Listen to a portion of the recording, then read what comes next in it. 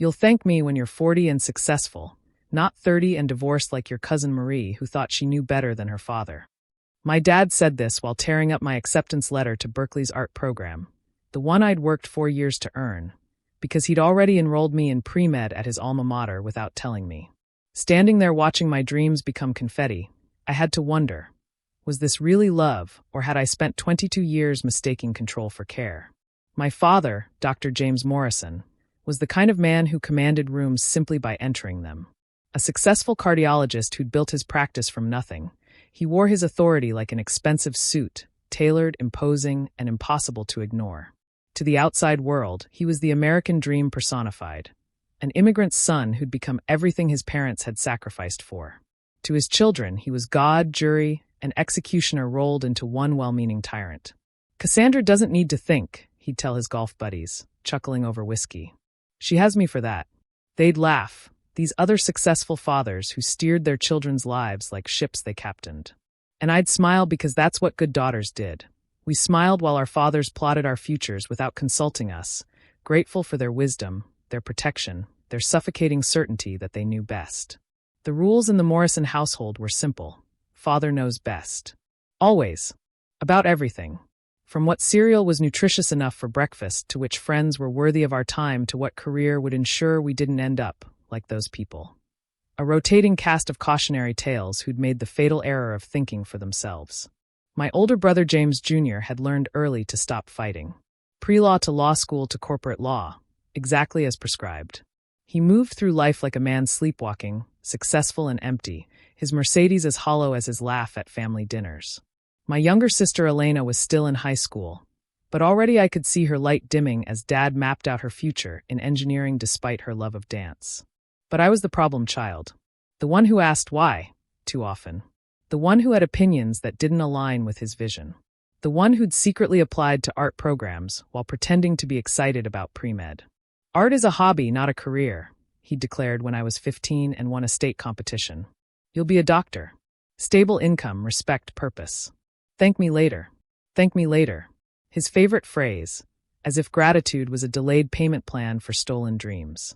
The Berkeley incident was just the latest in a lifetime of overruled choices. He'd chosen my high school, private, prestigious, prison-like. My extracurriculars, violin, not guitar, debate team, not drama club. My summer jobs, hospital volunteering, not the art camp counselor position I'd wanted. Even my prom date had required his approval. Poor Michael Chin rejected for the sin of being an artist's son. I'm protecting you from yourself, he'd say whenever I protested. You're too young to understand the consequences of these decisions. But I was 22, not 12. Old enough to vote, drink, die for my country, but not old enough to choose my own major, apparently. Dad, I got into Berkeley on my own merit. I tried to reason, gathering the pieces of my acceptance letter like I could somehow tape them back together. Full scholarship for their art program. Do you know how competitive? Competition for poverty? He interrupted. No daughter of mine will be a starving artist. You'll be a doctor. It's decided. Decided. Passive voice, as if the universe itself had ordained it rather than one man with a God complex and a medical degree. That night, I called my cousin Marie, the cautionary tale herself, 30 and divorced, also known as 30 and free. He tore up your letter? Her voice was sympathetic but unsurprised. Sounds like Uncle James. Remember when he made me break up with Tom because he was just a teacher? But you married him anyway. After 4 years of no contact with the family, yeah. And divorced him because turns out I never learned how to choose for myself, just how to rebel. There's a difference, Cass. Her words haunted me through pre-med orientation, through anatomy classes where we dissected cadavers while I dreamed of canvases, through organic chemistry while my fingers itched for paintbrushes, through every moment of a life I hadn't chosen, wearing an identity that fit like a costume. You're doing so well. Dad would beam at family dinners, taking credit for my grades like he'd earned them himself. See, Father knows best. But Father didn't know about the panic attacks that started junior year. Father didn't know about the sketchbooks hidden under my bed, filled with the art I created in stolen moments. Father didn't know that his wisdom felt like a cage getting smaller each year. The breaking point came during my MCAT prep. 6 months of studying for a test that would lock me into a future I'd never wanted, for a career that made me feel nothing but dread. I was in the library at 3 a.m., practice test in front of me, when I started sketching on the margins instead of answering questions. The sketch became a self-portrait. A woman in scrubs with paint-stained hands, a stethoscope that looked like a noose, eyes empty of everything but duty. I stared at what I'd drawn and finally saw the truth. I was becoming James Jr., another Morrison success story with a dead soul. "I'm not taking the MCAT," I announced at dinner the next night. The silence was deafening. Mom looked at Dad. Elena looked at her plate. James Jr. took a long drink of wine. "I'm sorry." Dad's voice was dangerously quiet. "I must have misheard. I'm switching majors. To art. I've already talked to an advisor." "No. Dad." I said no, Cassandra. "We've invested too much in your education to throw it away on a whim." "We. Or you." The words erupted before I could stop them. "Because I don't remember having a say in any of this investment. You'll thank me. When I'm 40. Like James Jr. I gestured to my brother. "Ask him when he last felt happy, Dad. Ask him if he thanks you while sitting in a career you chose, living a life you scripted." "Leave me out of this," James Jr. muttered, but his eyes met mine with something like recognition. "You're being dramatic," Mom interjected, ever the peacekeeper. "Your father just wants what's best." "What's best for his ego?" I shot back. "Having a doctor-daughter to brag about at the country club." Dad stood slowly, his presence filling the room. "If you change majors, you're on your own. No tuition, no support, no home to come back to. Choose carefully, Cassandra. Choose like the adult you claim to be."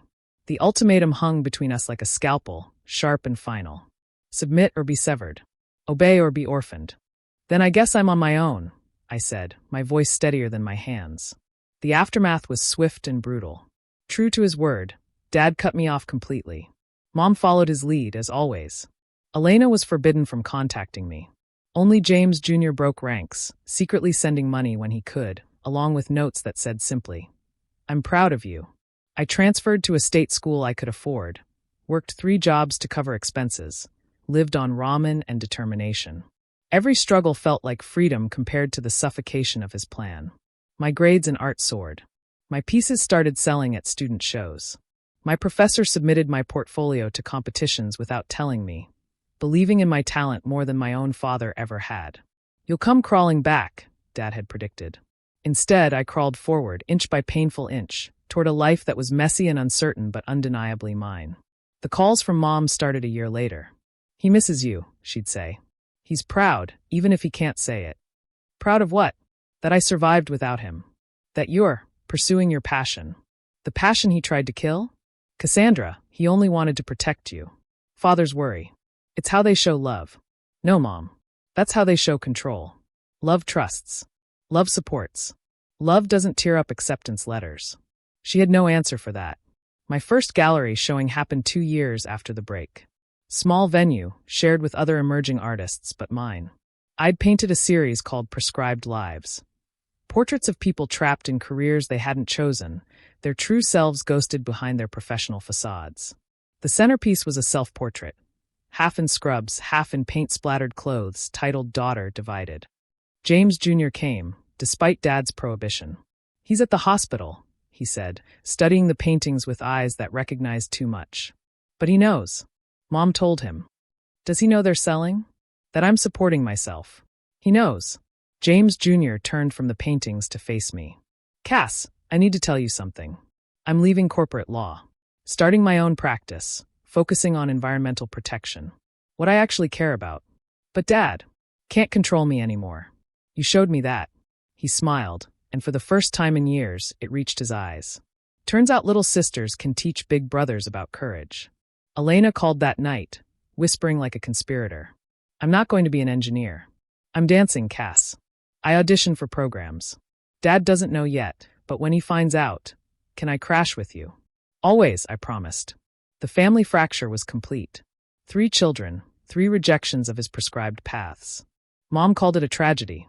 I called it liberation. "He just wanted to give you opportunities he never had," she pleaded during what would be our last conversation for months. "He wanted to live through us," I corrected. "There's a difference between opening doors and shoving someone through them." 5 years have passed since I chose myself over his vision.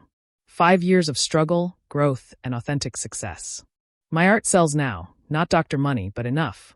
Enough to rent a studio apartment that smells like paint and possibility. Enough to help Elena when Dad inevitably cut her off for choosing dance. Enough to prove that there's more than one definition of success. I saw him last month at a family funeral, neutral ground where drama would dishonor the dead. He looked older, smaller somehow, like his certainty had shrunk with his control. We stood at opposite ends of the room, two people who shared DNA and nothing else. "Your cousin bought one of your paintings," Mom whispered during the service. "The one of the hands. He doesn't know, but it's hanging in his study." I almost laughed at the irony. My art in his space, my success infiltrating his sanctuary. But the laugh died when I realized what painting she meant. Healer's hands. A portrait of surgeon's hands that looked like they were praying or drowning. I'd painted it thinking of him. After the service, he approached me for the first time in 5 years. "Cassandra. Dad. I hear you're doing well." "I am. Teaching. Painting. My work sells. I also teach workshops, but painting is my career." The one you said wasn't real. Something flickered across his face. Regret? Anger? Pride? With him, I'd never been able to tell the difference. "I was trying to protect you," he said finally. "From what? From happiness? From authenticity? From making my own choices and living with the consequences? From failure? I'd rather fail at something I chose than succeed at something you forced on me." He studied me like I was a diagnosis he couldn't quite pin down. "You're just like your grandmother. She wanted to be a writer. I made sure you children had better options. You made sure we had your options. There's a difference. We parted without reconciliation, but with something like understanding. He'd never approve of my choices, but I no longer needed his approval." The little girl who'd collected his thank me laters, like IOUs, had grown into a woman who'd learned to thank herself. Elena lives with me now, dancing professionally while teaching kids ballet. James Jr. runs his environmental firm and actually smiles at family photos. We 3 Morrison children found ourselves despite our father's best efforts to prescribe our lives like medication. Take 2 achievements and call me successful. Sometimes I dream about the doctor I never became, the life I escaped. In the dreams, I'm 40 and successful by his metrics, wealthy, respected, empty. I wake grateful for my small apartment, my paint-stained clothes, my chosen life. They say wisdom is knowing the difference between what you can and cannot control. My father never learned that lesson. He thought wisdom was controlling everything, especially his children's futures.